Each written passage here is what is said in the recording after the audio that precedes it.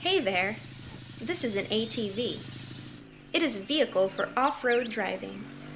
An ATV is like a motorcycle, but he, unlike the motorcycle, has 4 wheels.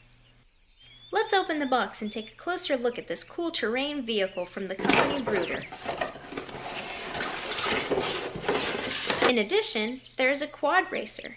And what does this mean? This means we expect an unforgettable experience. The racer's arms, legs, and head move. What's this? These are glasses. Without glasses, a real racer doesn't go on the roads. These glasses protect his eyes from wind and dust while driving.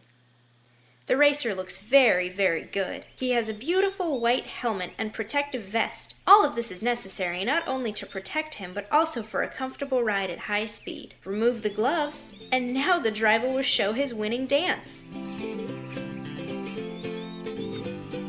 Our driver dresses like this only for the races, and in ordinary life he is the driver of the forklift. This is a very demanding profession, and fast driving is prohibited.